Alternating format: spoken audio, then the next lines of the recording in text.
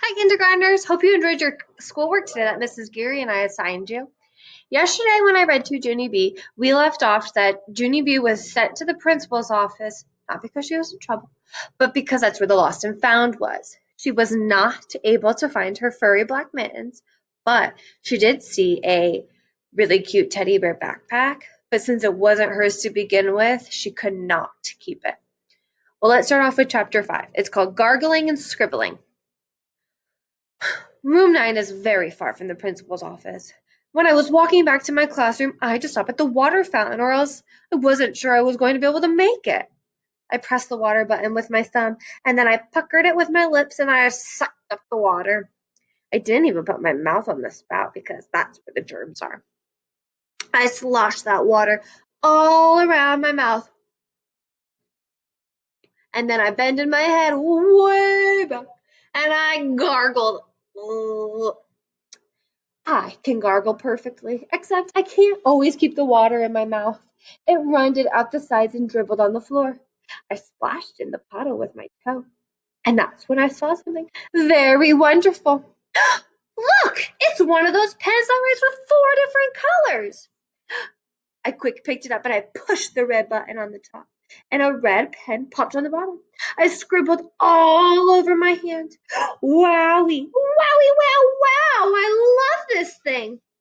After that, I pushed the green button and I scribbled some green. And then I pushed the blue button and I scribbled some blue. Plus, also, I pushed the black button and scribbled black. Wow, this pen makes scribbling such a pleasure, I said. I put it in my pocket and started skipping to room 9. Only too bad for me, because all of a sudden, I remembered about the lost and found. Oh no, I wish I didn't think about that just now. Now I have to take my pen to the lost and found, or, like the poem says, I won't be able to wear a grin. I did a frown, because something didn't make sense here. Well, I was already wearing a grin. I wear a grin as soon as I saw this wonderful pen. And so taking it to the office would make me sad. Hmm. I tapped on my chin. Maybe Principal is a little confused about this. I'm pretty sure I'll be happier if I just keep this pen I found. And here's another thing. I'm thinking whoever owned this pen didn't even take good care of it. So I will be able to take good care of it because I'm the one that found it. I'll give it a good home. I took it out of my pocket and I looked at it. Plus, this even makes sense because first I got my mittens stolen and I couldn't have the teddy bear backpack. So keeping this pen sounds fair. All of a sudden, my whole face lighted up because I just thought of a different poem. And it's called Finders, Keepers, Losers, Weepers. I skipped all the way to my classroom saying, Finders, keepers, losers, weepers. Finders, keepers, losers, weepers. And then I jumped up and down very happy because everybody says that. And so finders, keepers really is the rule, I bet. After that, I put my new pen back in my pocket and I skipped the rest of the way to room 9. Chapter 6. My grandpa's wallet. I kept my pen in my pocket the whole rest of the day. I didn't want people to see it, or else they might even tattletale to Mrs., and she would make me go to the lost and found. I behaved myself very good because I didn't want to attract attention or anything. I kept my hand in my pocket so my pen wouldn't fall out. But I kept thinking about my mittens. Oh, how I miss those furry guys. I put my head down on the table. Maybe my Grandpa Miller just might need to buy me more furry mittens. That would be the perfect solution to this, I think. I raised it up my head. Oh, yeah, this would have been the perfect solution. I would have new mittens and a new pen. So, what more could a girl ask for? That's what I'd like to know.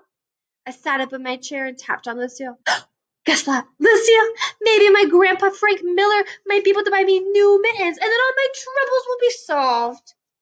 Lucille said, "Whoop-de-doo," to me. I know it's a whoop-de-doo, I said. And so thank you for all your support. After school, me and my bestest friend Grace rode the bus together.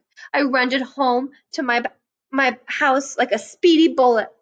My Grandpa Frank Miller was babysitting my baby brother Ollie. Grandpa Frank Miller! Grandpa Frank Miller! We gotta go to the minster! We gotta go! We gotta go! I hollered at him, pulling on his arm. Grandpa Frank Miller was in the living room rocking my baby brother Ollie. He looked at me. Go where? He asked. To the minster! To the minster! We gotta go to the minster! I pulled on his hand. Get up! Get up! Let's go! Get a wiggle on! Grandpa Miller looked confused at me. That's how come I had to sit down. I told him what happened at school. Somebody stole my mittens. They stole them while I was playing a horse, and I didn't even know why we have crooks at our school anyways. Grandpa Frank Miller shook his head. Oh, I guess you could find crooks almost anywhere, honey, he said. I know it. That's how come I'm never going to see those furry guys ever again, so you and I need to go to the store now. I felt in his back pocket, and I danced around. Hooray, hooray, you have your big fat wallet. You got cash in there, right, Grandpa? Right? Grandpa Frank Miller's mouth. Oh, yes, I do. I've got cash, all right, he said.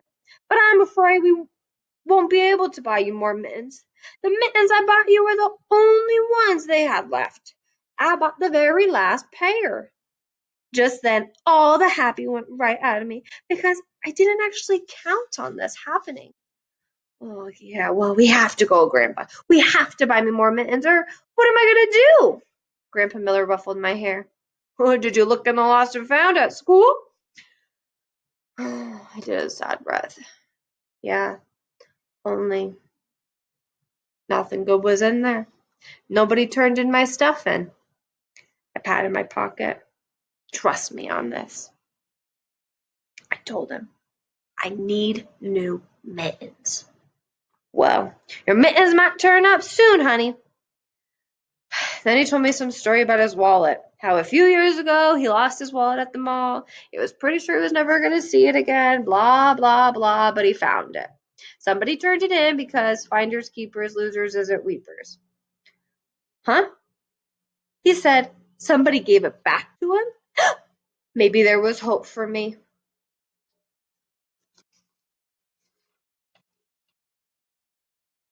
Just then he pulled out his wallet and showed me a baby picture. Whose baby is in your wallet? I asked him.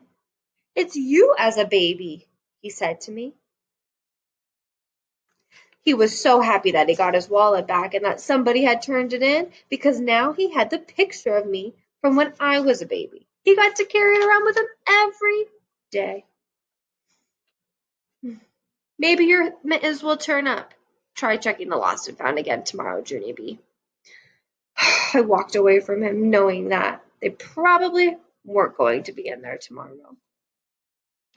And that's all we're going to read today, friends. We'll have to see tomorrow if she goes back to the lost and found and finds her mittens.